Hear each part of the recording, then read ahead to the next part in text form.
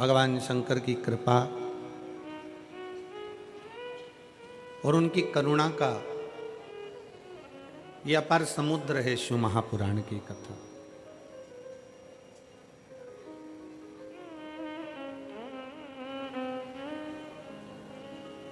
जिसका एक अंश मात्र भी आप और हमको भवसागर से पार उतार सकता। एक लोहे की कील है, उस लोहे की कील को जैसे आप लोग बैठे हो, मान लो ये गंगा जी बह रही है और इधर कोई व्यक्ति लोहे की कील लेकर खड़ा है और उसको उस पार इस लोहे की कील को भेजना। इस लोहे की कील को उसको उस पार भेजना है। लोहे का कीला है, उसको उस पार भेजना है। पानी में छोड़ेगा तो वो लोहे का कीला उस पार चले जाएगा क्या? जम के बोलो जरा, नहीं जाएगा। चतुर क्या करेगा कि उस लोहे के कीले को लकड़ी में ठोक देगा, नाव में ठोक देगा। और लकड़ी में, नाव में जैसे ही लोहे का कीला ठोका, फिर लकड़ी को पानी में छोड़ा और लकड़ी पार उतर गई। वो लोहे का कीला भी पार उतर गया। बस जैसे वो लोहे का कीला स्वयं पानी से पार नहीं उतर सकता, उसको लकड़ी में ठोकना पड़ता है, नाव में ठोकना पड़ता है, तो वो लोहे का कीला पार उतर जाता है। उसी तरह आप और हम इस भव सागर से पार नहीं उतर सकते, क्योंकि अपन सब लोहे के कीले की तरह हैं। शिव महापुराण में इस दिल को ठोक दो तो बाबा इसको पार कर सकते। शिव महापुराण में इस मन को, इस चित्त को, इस हृदय को लगा लो। शिव महापुराण में इस चित्त को, शंकर की कथा में, भगवान शंकर के एक लोटा जल में, भगवान शंकर के अनुमोदन में, भगवान शंकर की भक्ति में इसको रमा दो। और जिस दिन ये मन, हृदय शंकर की भक्ति में लग गया, समझ लेना कि शिव तुमको मिल गया। और फिर निवेदन है, एक छोरा छोरी से प्रेम करे, छोरी छोरे से प्रेम करे, तो उसके मोबाइल का बैलेंस खत्म होता है, तो लड़का जिससे प्रेम करता है उसके मोबाइल में बैलेंस डलवा देता है। आप शंकर से प्रेम करते हो तो शंकर भी कुछ ना कुछ तो डलवा ही सकता है। लड़की फोन लगा कर कह देती है, वो पूछेगा क्यों, तुम बात क्यों नहीं करी हो? तो कहा मेरा बैलेंस खत्म हो गया था। अरे पागल, मुझे तो बताती, मैं बैलेंस डलवा देता। तुम मुझे तो बोलती, मैं बैलेंस डलवा देता। छोरी ने बोला और छोरे ने बैलेंस डलवाया। तुम जल चढ़ाते चढ़ाते एक दो लोटा जल, तुम एक लोटा जल रोज चढ़ाते हो, रोज चढ़ाते हो, रोज चढ़ाते हो, और 2-4 दिन तुम शंकर जी के मंदिर जल चढ़ाने नहीं गए ना, तो शंकर को टेंशन हो जाता, पगली आई क्यों नहीं, ये आया क्यों नहीं। शिव से प्रेम, अब वो पूछता है कि क्यों मंदिर क्यों नहीं आ रही? अरे इतना टेंशन, इतना डिप्रेशन, इतनी चिंता, मंदिर पहुंचूं तो पहुंचूं कैसे? तुम बता भोलेनाथ, कितनी चिंता है? तो शंकर भगवान बोले, मेरे पास आई थी, बोल के तो जाती, बैलेंस डलवाने का काम तो मेरा है, तू तो मुझे प्रेम करती है, बाकी का तो मैं कर सकता। ये स्नेह है, एक विश्वास। लोहे के कील को लकड़ी में ठोक दो, पार उतर जाएगा। इस दिल को भोलेनाथ के चरणों में छोड़ दो, पार उतर जाएगा, मन पार। पर दिक्कत तो एक ही खड़ी होती है ना, कि हमारी इतनी बेकार आदत हो गई है कि हम दिन भर अपने हृदय को, अपने दिल को हम मूंगफली बनाकर रखे। जो आया उसको पेश कर दिया, ले साहब तुम भी खाओ, ले साहब तुम भी खाओ। और लोगों ने दाना दाना खा लिया और छिलका छिलका छोड़ दिया। संसार के लोगों से प्रेम करोगे तो संसार के लोग केवल यही काम करते हैं कि तुम्हारा अंदर का विश्वास निगल जाते हैं, तुम्हारा वैभव निगल जाते हैं, तुम्हारा धन निगल जाते हैं। और तुम्हें छिलका समझकर छोड़ देते हैं, फिर कोई दूसरी जगह जाकर मूंगफली को टटोलते रहते हैं। शिव महापुराण की कथा कहती हमें मूंगफली नहीं बनना, हमें शंकर के चरणों का दास बनना, हमें शिव चरणों का दास बनना, हमें शंकर भगवान की विरल भक्ति को धारण करना है।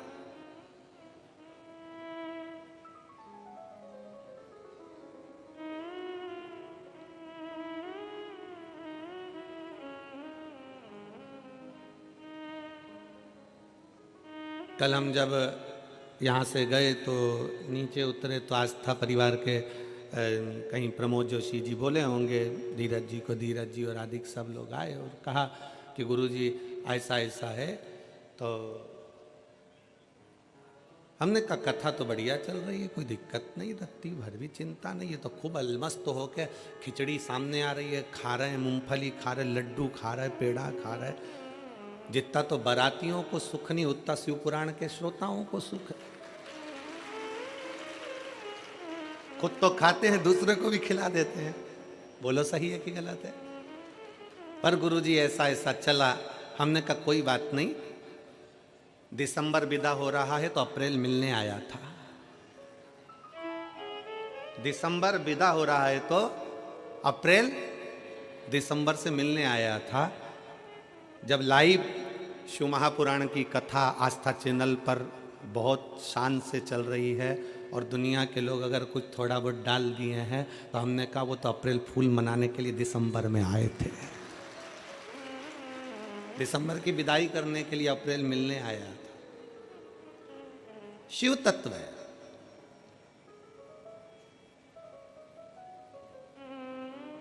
शंकर है।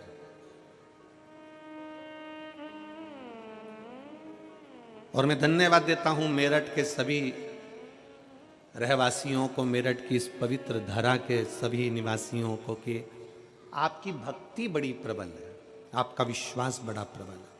और आप मेरठ वासियों, आप सत्य पर टिकने वाले हो। असत्य को आपने दूर हटा दिया और सत्य सत्य ही रहता है। सत्य सत्य ही रहता है। हमने कथा के तीसरे दिन कहा था कि तेवर और जेवर दो घर छोड़ के आना। बोला था कि नहीं बोला था? अपना तेवर भी घर छोड़ो और अपना जेवर भी घर छोड़ो। शंकर से मिलने के लिए जा रहे हो, यहाँ जेवर और तेवर की तो जरूरत ही नहीं है। कितना भी तेवर वाला व्यक्ति हो, शमशान में जाकर तेवर दिखा दे, मरने के बाद कौन सा तेवर दिखाए बोलो? अच्छा अच्छा बॉडी बिल्डर भी खाक में मिल जाता है। वो शंकर की शरणागति है। हम दुनिया के लोगों से कहते हैं जिसने प्यार ना किया हो, एक बार शंकर की कथा को दिल से जाकर सुन लेना। शिव से इतना प्यार हो जाएगा कि दूसरा सुहाएगा ही नहीं। और किसको प्रेम कहते हैं? शंकर जी के चरणारविंद के प्रति कितना प्रेम होगा जरा विचार करिएगा। आस्था चैनल वालों से कहूंगा, मैं बाहर बैठे हुए, जो गाड़ियों में बैठे हुए हैं, ऑटो पर बैठे हैं, छतों पर बैठे हैं, जिन्होंने पूरी रात निकाल दी एक जैसे केवल कथा के लिए, पूरी रात गाड़ियों पर चढ़े चढ़े बैठे रहे, पूरी रात तपतपाती हुई ठंड, कोहरा आज अभी तक खत्म नहीं हुआ। उस कोहरे में, इस तपतपाती हुई ठंड में लोग दिल से कथा का रसतत्व श्रवण करने के लिए पूरी रात इंतजार कर रहे हैं। जरा विचार करिएगा, इसको शंकर का प्रेम कहते हैं, इसको शिव की भक्ति कहते हैं, इसको अविरल भक्ति कहते हैं। ये विश्वास का पूंजी है।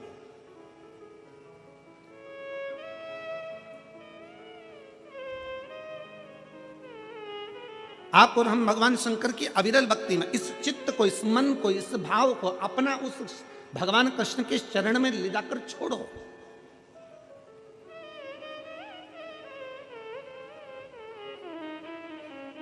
भगवान कृष्ण के चरणों में ले जाकर इस दिल को छोड़ने का प्रयास करो। स्वर्ग और नरक दोनों यहीं पर हैं। अनुभव कैसे करोगे? गलत व्यक्ति की संगति में बैठ रहे हो, किसी बेवड़े की संगति में बैठ रहे हो, किसी मदिरा पीने वाले की संगति में बैठ रहे हो, गाली देने वाले की संगति में बैठ रहे हो, कोई झूठ बोलने वाले की संगति में बैठ रहे हो, कोई प्रपंच करने वाले की संगति में बैठ रहे हो, तो समझ लेना कि तुम नरक में बैठ रहे हो। और कोई सत्संगी के साथ में, कोई भगवान के भक्त के साथ अगर आप बैठ रहे हो, कोई अच्छा है, नहीं है शंकर का भगत, नहीं है राम और कृष्ण का भगत, पर दिल का तो कोई साफ हो। अगर कोई हृदय निर्मल मन हो, दिल साफ हो, ऐसे व्यक्ति के साथ बैठ रहे हो तो समझ लेना कि आप स्वर्ग में हो। नरक और स्वर्ग दोनों अपने ही पास, अपने पास। परिवार में जो संबंध नहीं होता ना, परिवार में जो रिश्ता नहीं होता ना, 7 दिन की कथा में लोग अलग अलग आकर बैठते हैं, अलग अलग लोग बैठते हैं, पहचान भी नहीं रहती, जानते भी नहीं है, पहचानते भी नहीं है, और कथा में जाकर बैठ जाते हैं। आपस में इनका इतना प्रेम हो जाता है, इतना प्रेम हो जाता है कि भोजन भी एक साथ करते हैं, चाय भी एक साथ पीते हैं, लड्डू तिल्ली का भी एक साथ खाते हैं, और बिस्कुट भी एक साथ खाते हैं, और पानी भी एक साथ पीते हैं। इतना प्रेम हो जाता है कि जब 7 दिन की शिवपुराण की कथा हो जाती है तो एक दूसरे को फोन लगाकर पूछते हैं कैसे हो, बढ़िया हो, आनंद हो। ये संबंध है शंकर का, इसी को कहते स्वर्ग।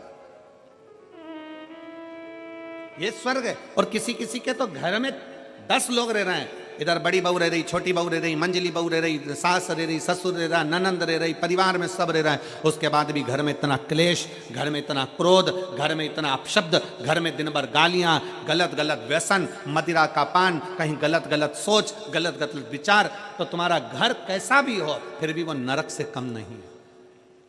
स्वर्ग वाला घर वो होता है जिसमें आप प्रेम से बोल रहे होते हो। स्वर्ग वाला घर वो होता है जिसमें आप प्रेम से रह रहे होते हो। और आज शिव महापुराण की कथा में आप सबसे निवेदन है, संक्रांति पर किसी को तिल्ली का लड्डू खिलाओ ना खिलाओ, संक्रांति पर किसी का मुंह मीठा कराओ ना कराओ, पर इतना याद जरूर रखना कि संक्रांति पर अपनी जीवान से थोड़ा सा मीठा बोल लेना तो किसी का मुंह मीठा हो जाएगा। अपनी जिह्वा से मिठास परोसिए, अपनी जिह्वा से मीठा देने का प्रयास करिए।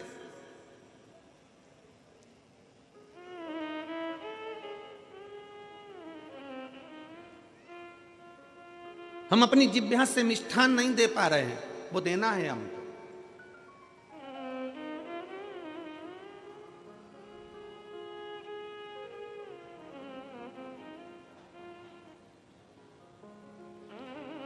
एक महाराज जी ने कथा में पूछ लिया स्वर्ग कौन कौन जाना चाहता है। सब ने हाथ उठा दिया महाराज जी के कहने पर, जितने बैठे थे सब। आगे एक 80 साल की बूढ़ी मां बैठी थी, उसने हाथ नहीं उठाया। महाराज जी ने 80 साल की बूढ़ी मां से पूछा, माता जी आप स्वर्ग जाना नहीं चाहती? माता जी बोली नहीं। क्यों? महाराज जी मैं स्वर्ग जाके क्या करूंगी? क्या करूंगी? अगर मेरी ये पड़ोसन सुधर जाए ना तो मेरा मोहल्ला वैसी स्वर्ग हो जाए।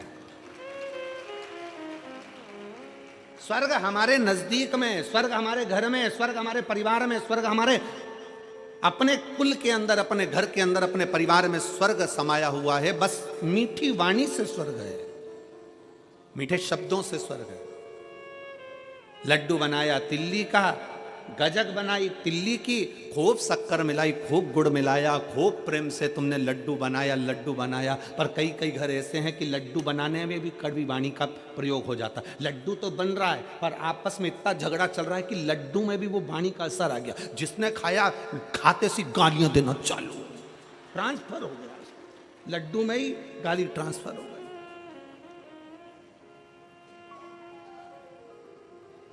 ये विचारों से होता है। एक राजा को रात भर नींद नहीं आती थी, बड़ा बेचैन रहता था, बड़ा बेचैन। पूरी रात कर्मठ बदलता रहता था राजा, पूरी रात। और राजा पूरी रात कर्मठ बदलता। 20 दिन हो गए, 1 महीना हो गया, 1.5 महीना हो गया, 2 महीना हो गया, राजा कर्मठ पे कर्मठ बदलता, नींद नहीं आती, बेचैनी होती। राजा को सपने में लगता कि मेरे राजमहल में से पानी टपक रहा है, राजा को लगता कि कोई रो रहा है, राजा को लगता कि कोई अंदर से पुकार रहा है। राजा अपने गुरुजी के पास गया, गुरुदेव मुझे समझ में नहीं आता कि मैं राजा हूं, नगर का राज्य मेरे पास में है, पर समझ में नहीं आता कि मुझे लगता है कि मेरे महल टूट गया, उसमें से पानी टपक रहा है, अंदर से कोई रो रहा है। भोजन करता हूं, चित्त नहीं लगता, बेचैनी होती है, अंदर से बहुत बेचैन हूं। गुरुजी ने पूछा, घर में सब ठीक तो है? हाँ, राजघराने में तो सब ठीक है, पर मुझे ऐसा क्यों हो रहा है? तुम्हारे राजघराने में रानी को भी ऐसा हो रहा है? तो कहा रानी भी अगर भोजन करती है तो चिड़चिड़ करती है, गुस्सा करती है, बेचैन रहती है, बात नहीं करती, बहुत टेंशन में दिखती है, डिप्रेशन में पड़ी रहती है। बच्चों के साथ भी यही प्रॉब्लम हो रहा है। महाराज गुरुजी आप बताओ क्या करें? राजा ने कहा कि मैं कल तुम्हारे महल में पहुंचूंगा। राजा महल में गया, जहां भोजन बन रहा था उस भोजन बनाने वाली माँ से एक स्त्री भोजन बना रही थी, उस स्त्री के पास राजा गया और इस स्त्री से पूछा, बहन इधर आओ। हाँ महाराज जी, दंडवत प्रणाम। महाराज ने पूछा, ब्राह्मण देवता ने, गुरुजी ने पूछा स्त्री से, तुम्हारा घर कैसा है? अरे महाराज पूछो मत ही, बारिश आ रही है ना, बारिश में इतना टेंशन है मुझको, मेरे घर में जगह जगह से पानी टपकता रहता है, बर्तन लगा लगा कर आती हूँ, बच्चे बिलखते रहते हैं, रात भर मुझे नींद नहीं आती, मैं बेचैन रहती हूँ, अपने आप को बहुत कोसती हूँ कि कहाँ का जन्म ले लिया, परिवार भी मेरा ऐसे रोते रोते निकल रहा है। बस गुरु ने समझ लिया। गुरु जी ने राजा से कहा, एक काम करो, इस भोजन बनाने वाली का मकान बनवाओ, इस भोजन बनाने वाली का मकान बनवाओ, इस भोजन बनाने वाली के लिए व्यवस्था अच्छी कर दो, फिर देखते हैं क्या होता है। भोजन बनाने वाली का मकान बन गया, व्यवस्था अच्छी हो गई, बच्चों को कपड़े मिल गए, आभूषण मिल गए, भोजन मिल गया। अब भोजन बनाने वाली ने जब भोजन बनाना प्रारंभ करा, राजा उस दिन से खुश रहने लगा, रानी उस दिन से खुश रहने लगी। बड़े दोनों आपस में बैठते बातचीत करते, बड़े प्रसन्न दिखते, चेहरे पर रौनक आ गई, रंगत आ गई, डिप्रेशन समाप्त, नींद जो चिड़चिड़ापन था वो समाप्त हो गया, जो पूरी रात की नींद चली गई थी वो अच्छी से नींद आने लगी। गुरुजी से पूछा, गुरुदेव ऐसा क्या हुआ? हमने तो केवल भोजन बनाने वाली का मकान बनवाया, हमने तो केवल भोजन बनाने वाली का बच्चों के लिए व्यवस्था करी और हमारे को बेचैनी मिट गई। गुरुजी ने कहा, जो भोजन बना रही थी वो दिन भर टेंशन में रह कर आटा उसनती है, सब्जी काटती है, सब्जी बगाड़ती है, और इतना टेंशन लेकर उसने भोजन बनाया, वो टेंशन खाने के माध्यम से तेरे शरीर के अंदर चले गया और वो चिंता तुझे खाने लगी। वो सुखी हो गई, तू सुखी हो गया। हमारा घर हमारा स्वर्ग है। घर में बहू भोजन बनाने वाली, घर में काम करने वाला व्यक्ति, घर में रहने वाला व्यक्ति, हमें अपना घर ऐसा नहीं बनाना कि झाड़ू लगाने वाले आई वो पूरे मोहल्ले का टेंशन हमारे घर में छोड़कर चली गई, बर्तन वाली आई वो पूरे मोहल्ले का टेंशन हमारे घर में छोड़कर चली गई, वो सब्जी भोजन बनाने वाले आया हमारे घर में पूरा टेंशन देकर चले गया। भोजन बनाने वाले से भी बात करो तो ऐसी बात करना, भैया प्रसन्न चित्त में भोजन बनाना, मुसद्दी लाल जैसे नहीं। आंख में से आंसू झड़ रहा है, चेहरा उतरा पड़ा है और आटा उसन रही है और अंदर से अपने आप को कोस रही है और वही रोटी किसी ने खाई है और उसका चित्त नहीं लग रहा। इसलिए शिव महापुराण की कथा कहती है, घर की बहू, घर की बेटी, घर की माता, घर में रहने वाली जितनी माताएं, तुम्हारे घर में बर्तन मांजने वाले 50 आए, तुम्हारे घर में झाड़ू लगाने वाले 50 आए, तुम्हारे घर में काम करने वाले 50 आए, पर जब आटा उसना जाए, जब रोटी बनाई जाए तो घर की माँ, घर की बेटी, घर की बहू उसको प्रसन्न चित्त में बनाए तो रोटी खाने वाले अपने आप खाएंगे तो घर से क्लेश समाप्त हो जाएगा, चिड़चिड़पन समाप्त हो जाएगा, डिप्रेशन समाप्त हो जाएगा।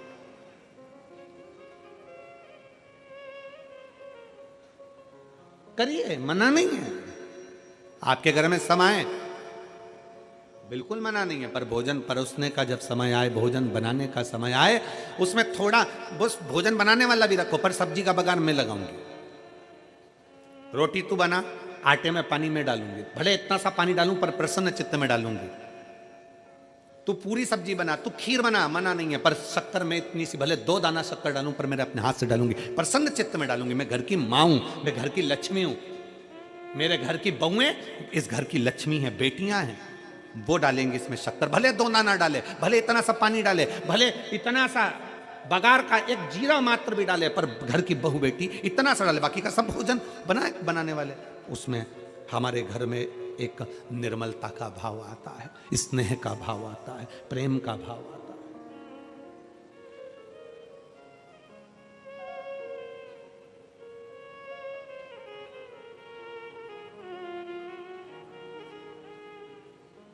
और जहां प्रेम होता है ना, वहां कुछ भी खिला दिया जाए ना तो भी लोगों को बड़ा आनंद आता है। प्रेम जहां पर है वहां कुछ भी खिलाया गया लोगों को आनंद आया। जहां प्रेम ही नहीं है, 56 भोग भी लाकर रख दिए, सीधे अक्रूर जी का चरित्र आता है। दुर्योधन के घर के 56 भोग छोड़कर भगवान अक्रूर काका के घर में चले गए।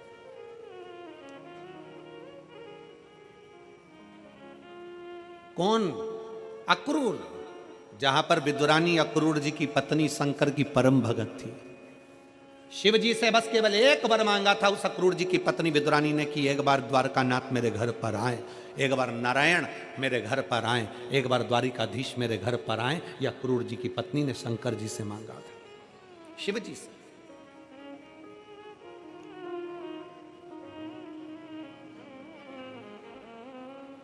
और दुर्योधन के मेवा त्यागे, साग भी दूर घर खाई, सबसे ऊंची प्रेम सगाई, सबसे ऊंची प्रेम सगाई। दुर्योधन के घर के मेवा त्याग कर भगवान कृष्ण द्वारकाधीश अक्रूर काका के घर पर आ जाते हैं। अक्रूर जी की यहाँ बिठाने के लिए नहीं था पलंग, नई पलंग बनी की बनी रह गई। टूटी पलंग पर अक्रूर जी की पत्नी ने भगवान को बिठा दिया।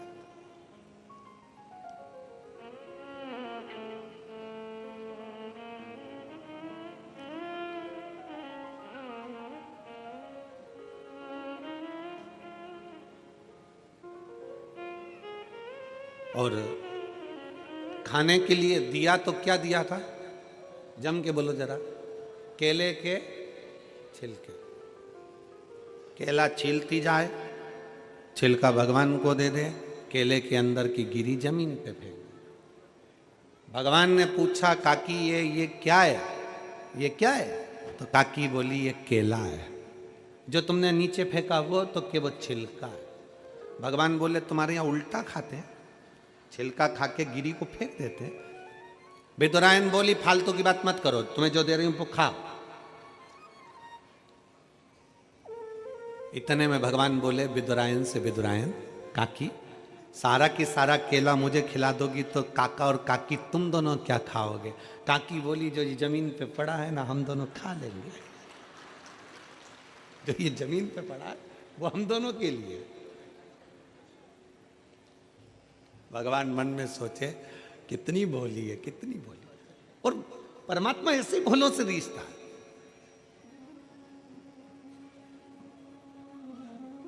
भगवान रीझता भी ऐसो सही है।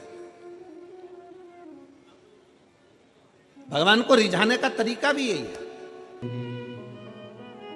लकवा होने के बाद भी बाबा पर भरोसा कर कर, शिव के एक लोटे जल पर भरोसा, किसी व्यक्ति पर नहीं।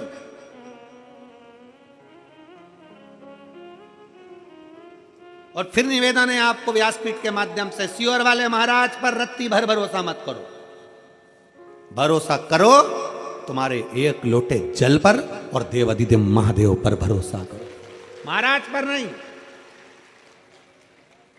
जैसा तुम्हारा शरीर वैसा हमारा शरीर, जैसे तुम वैसे हम। तुम भी 2 रोटी खाने वाले, हम भी 2 रोटी खाने वाले। और फिर एक निवेदन है, याद रखो अपनी जिंदगी में, किसी कथाकार को, किसी संत को, किसी साधु को, किसी सन्यासी को, किसी तपस्वी को, किसी बाबा को, किसी जोगी को भगवान मत बनाओ। भगवान को भगवान रहने दो और इंसान को इंसान रहने दो। इंसान को इंसान रहने दो और भगवान को भगवान रहने दो। कथा सुनो, भगवान की सुनो। कथा का रसतत्व अपनी जिंदगी में उतारो।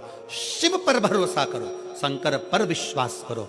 तुम्हारे एक लोटे जल पर पूर्ण भरोसा रखो कि तुम जो जल चढ़ा रही हो वो जल साधारण नहीं हो सकता। जो तुमने जल चढ़ाया, मेरा बाबा मेरी सुनेगा, शंकर मेरा हाथ पकड़ेगा और शिव मुझे पार लगाएगा। और कौन आएगा?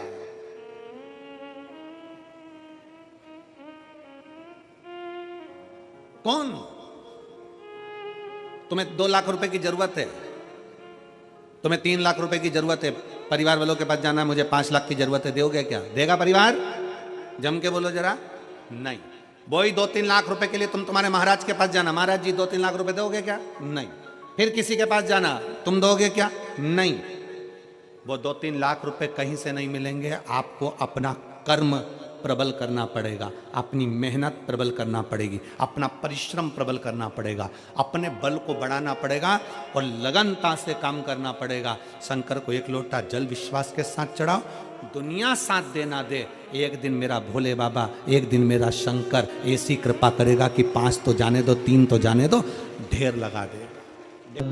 शंकर भगवान को एक लोटा जल शिव जी से करी हुई प्रार्थना, शंकर से करा गया विनय खाली नहीं जा सकता। शंकर की इस पंडाल में बैठकर सुनी हुई शिव महापुराण की कथा खाली नहीं जा सकती, वो दिए बिगर नहीं रहती, देती जरूर।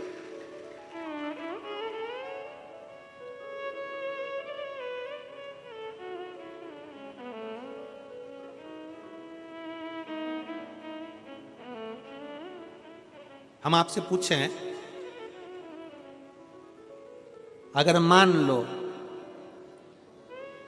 हम तो आपको कभी मिले नहीं, कभी आपसे पर्सनल हमारी कोई बात नहीं होती, मिलना हुआ कभी आपसे?